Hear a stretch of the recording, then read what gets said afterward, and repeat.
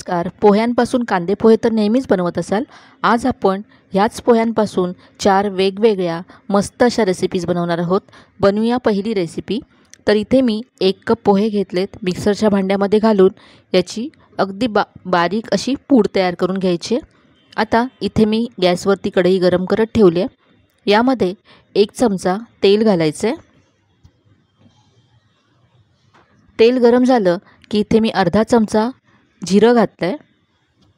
जिरं छान तडतडल्यावर यामध्ये कढीपत्ता घालायचा आहे. कढीपत्ता बारीक चिरून घेतला आहे. यानंतर बारीक चिरलेली हिरवी मिरची घातली. आता यामध्ये आलं लसणाची पेस्ट घालायची आहे. हे सगळं एकदा परतून घेऊया. आता यामध्ये 1 कप पाणी घालायचं आहे. आपण 1 कप पोहे घेतले होते, तर 1 कप पोह्यासाठी इथे 1 कप पाणी असं प्रमाण आहे. पाण्याला उकळी काढायची आहे. या पाण्यामध्ये चवीप्रमाणे मीठ घालायचे. यानंतर अर्धा चमचा चाट मसाला घालायचा आहे. चाट मसाल्याची चव खूप छान येते रेसिपीमध्ये. यानंतर पाव चमचा हळद घातले, रंग छान येईल. आता पाण्याला उकळी काढून घेऊया. तर इथे आता पाण्याला छान उकळी आली. यामध्ये आता आपण जी पोह्याची पावडर तयार करून ठेवली होती ती घालायची आहे. तर ही पावडर थोडी थोडी घालत जायची आहे आणि मिक्स करत जायचं आहे. गॅसची फ्लेम स्लो ठेवायची आहे. थोडी थोडी अशी पावडर घातल्यामुळे गुठळ्या होणार नाहीत. एकत्र सगळी पावडर घालू नका. तर तयार झालेल्या गुठळ्या अशा मोडून घ्यायच्या आहेत. तर लगेचच असा याचा गोळा व्हायला लागतो. पहा, कढई सोडायला लागलं हे पीठ. अजिबात यामध्ये गुठळ्या नाही आहेत. आता गॅस बंद करायचा आहे आणि हे एका बाउलमध्ये काढून घ्यायचं आहे. आता हे खूपच गरम आहे. हे आपण कोमट करून घेऊया, म्हणजे आपल्याला ते मळता येईल. तर हे पीठ थंड होतं आहे तोपर्यंत इथे मी एक शिजवलेला बटाटा किसून घेतला आहे. बटाटा किसूनच घ्यायचा, म्हणजे त्याचे तुकडे राहत नाहीत आणि एकसारखा तो मिक्स होतो. तर हे आता कोमट झालं आहे. यामध्ये हा बटाटा मिक्स करायचा आहे.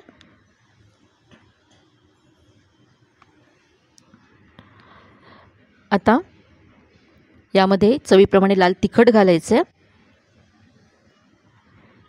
आणि भरपूर बारीक चिरलेली कोथिंबीर घालायची आहे. हे सगळं आता एकजीव करून घेऊया.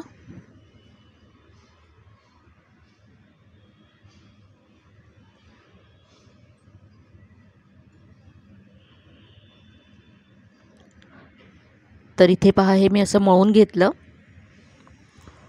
आता यामध्ये गव्हाचं पीठ घालायचं आहे. तर इथे मी 1 कप गव्हाचं पीठ घेतलं आहे. यातलं थोडं थोडं घालत जायचं आहे आणि मिक्स करत जायचं आहे. अर्धा कप पीठ इथे मी आतापर्यंत घातलं आहे. यामध्ये आता आपल्याला पाणी घालायचं नाही आहे. बटाट्यामध्ये जे मॉइश्चर असतं त्याचबरोबर पोह्याचं जो आपण पीठ तयार केलं होतं तेही ओलसर होतं. त्यामध्येच जितकं मावेल तितकं आपल्याला गव्हाचं पीठ घालायचं आहे आणि याचा गोळा मळून घ्यायचा आहे.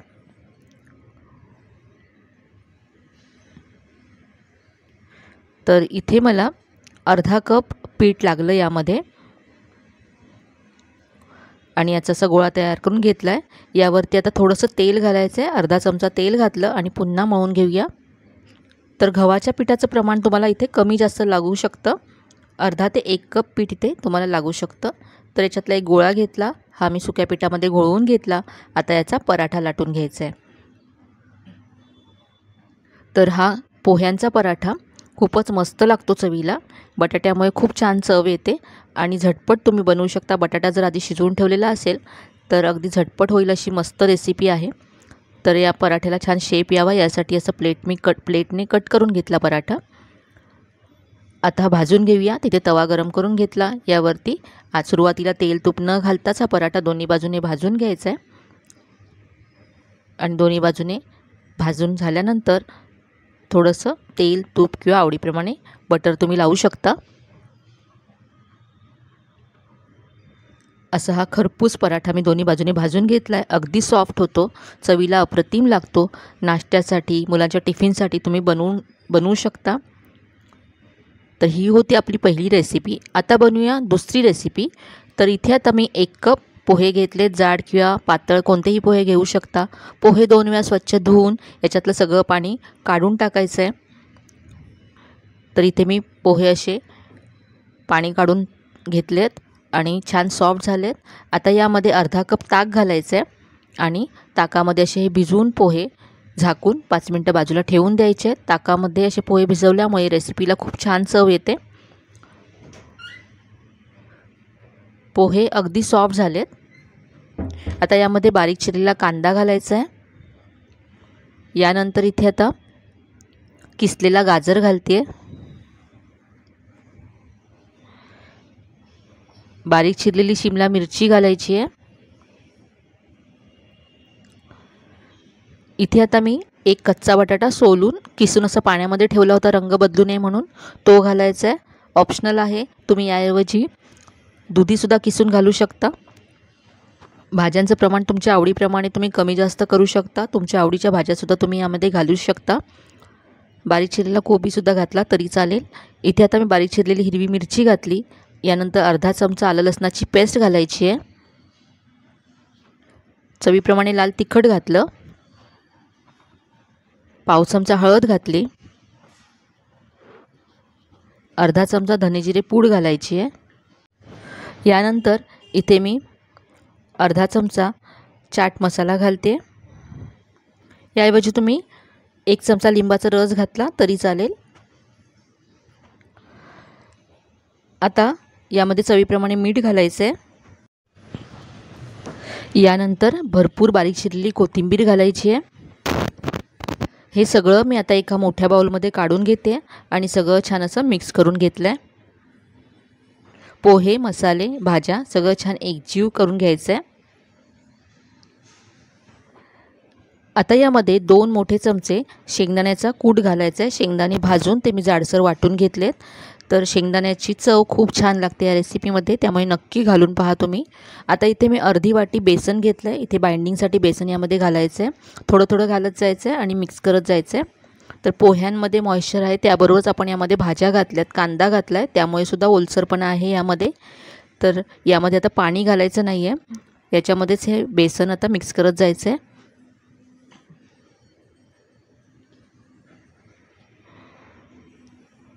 तर इथे मी सगळं अर्धी वाटी बेसन यामध्ये घातलं आहे आणि हे असं मिक्स करून तयार आहे। आता हाताला तेल लावून याचे असे फिंगर्स बनवून घ्यायचे। तुम्हाला हवा तो आकार तुम्ही इथे देऊ शकता, तुम्हाला हवं तर तुम्ही टिक्कीचा शेपसुद्धा देऊ शकता। इथे मी असे लांबट फिंगर्स बनवते। तर इथे मी फिंगर्स तयार करून घेतलेत। फ्राय करूया। गॅसवरती कढईमध्ये मी तेल छान गरम करून घेतलं आहे। गॅसची फ्लेम मीडियम करायचे आणि हे फिंगर सोडायचे। खूपच कुरकुरीत होतात, पोह्यांपासून आपण बनवलेत त्यामुळे खूपच क्रिस्पी होतात आणि चवीला तर खूप मस्त लागतात। तर इथे मी पहा असे गॅसची फ्लेम मीडियम ठेवून गोल्डन ब्राऊन होईपर्यंत फ्राय करून घेतले। तर ही होती आपली दुसरी मस्त अशी रेसिपी। आता बनवूया तिसरी रेसिपी। तर इथे मी 2 कप पोहे घेतलेत। पोह्यांमध्ये पाणी घालून हे स्वच्छ धुवून घ्यायचे आहेत आणि सगळं पाणी काढून टाकायचं आहे। पोहे छान सॉफ्ट झालेत। आता हे पोहे असे मळून घ्यायचे।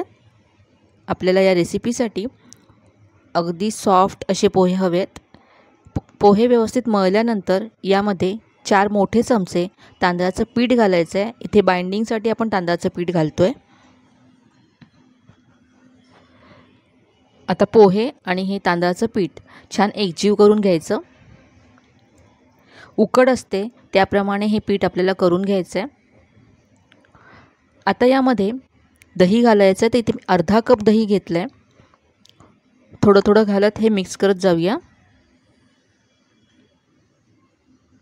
तर इथे हा मी अर्धा कपचा मेजरिंग कप जो असतो तो घेतला आहे। तुम्ही जर वाटीने मोजत असाल तर तुम्ही 2 वाट्या पोहे घेतले तर अर्धी वाटी तुम्ही दही घ्या। तर इथे सगळं अर्धी वाटी दही घालून हे पीठ मी मळून घेतलं। आता यामध्ये चवीप्रमाणे मीठ घातलं, अर्धा चमचा जिरं घातलं, यानंतर बारीक चिरलेला कांदा घालायचा आहे, बारीक चिरलेली कोथिंबीर घातली, बारीक चिरलेला कढीपत्ता घातला, यानंतर बारीक चिरलेली हिरवी मिरची घालायची आहे। तुम्ही यामध्ये काळी मिरीसुद्धा बारीक जाडसर कुटून घालू शकता। यानंतर आलं घातलं किसून. आता हे सगळं छान मिक्स करून हे पीठ मळून घेऊया. तर इथे पहा हे पीठ असं छान मळून घेतलं आणि याचे असे वडे बनवायचे. तर इथे असा मेदूवड्याचा शेप याला मी देते. तर असे हे मेदूवडे तयार करून घेतलेत. आता हे वडे आपण फ्राय करूया. तर इथे गॅसवरती कढईमध्ये मी तेल व्यवस्थित असं गरम करून घेतलं आहे. आता गॅसची फ्लेम मीडियम करायची आणि वडे तेलात सोडायचे आहेत. जेव्हा तुम्ही हे वडे तेलात सोडाल तेव्हा तेल व्यवस्थित असं गरम हवं. तेल जर गरम नसेल तर वडे कुस्करू शकतात. त्याचबरोबर भरपूर तेल ओढून घेतील आणि तेलकट होतील. म्हणून व्यवस्थित तेल गरम करून मग तेलात सोडायचे आणि गॅसची फ्लेम मीडियम ठेवूनच फ्राय करून घ्यायचे, म्हणजे आतपर्यंत छान ते क्रिस्पी होतील. तर इथे वडे पहा मी फ्राय करून घेतलेत. मस्त रंग आला आहे. चटणीबरोबर सांबारबरोबर मी हे सर्व केलेत. चवीला अप्रतिम लागतात आणि अगदी झटपट होतात. तर ही होती आपली तिसरी रेसिपी. आता बनवूया चौथी रेसिपी. पोहे. 1 कप पोहे स्वच्छ धुवून नंतर मी निथळत ठेवले होते असे एका चाळणीमध्ये. सगळं पाणी निघून गेलं आहे. सॉफ्ट झालेत पोहे. आता यामध्ये बारीक चिरलेला कांदा घालायचा आहे. बारीक चिरलेली हिरवी मिरची घातली. यानंतर बारीक चिरलेला कढीपत्ता घातला. आलं लसणाची पेस्ट घालायची अर्धा चमचा. यानंतर इथे आता मी अर्धा चमचा धने जिरे पूड घातली. चवीप्रमाणे लाल तिखट घालायचं यामध्ये. अर्धा चमचा चाट मसाला घातला. चवीप्रमाणे मीठ घातलं. यानंतर एक शिजवलेला बटाटा मी किसून घेतला आहे तो यामध्ये घालायचा आहे आणि हे सगळं छान एकजीव करून घ्यायचं. आता यामध्ये तांदळाचं पीठ घालायचं आहे. तर इथे 3 चमचे मी तांदळाचं पीठ घातलं. यामध्ये आता भरपूर बारीक चिरलेली कोथिंबीर घालायची आहे आणि हे सगळं मिक्स करून घ्यायचं आहे.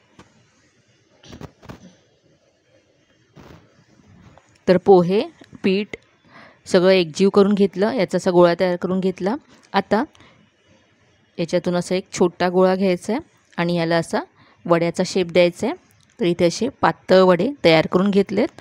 गॅसवरती कढईमध्ये मी तेल गरम करत ठेवलं होतं. व्यवस्थित तेल गरम झाल्यानंतर वडे सोडायचे आहेत. तर हे वडे खूपच मस्त क्रिस्पी होतात.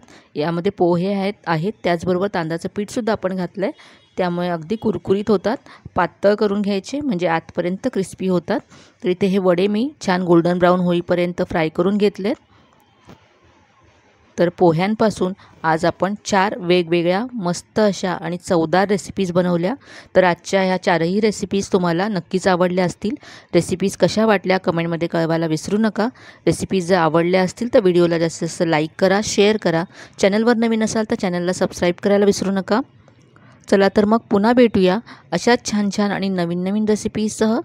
तोपर्यंत धन्यवाद.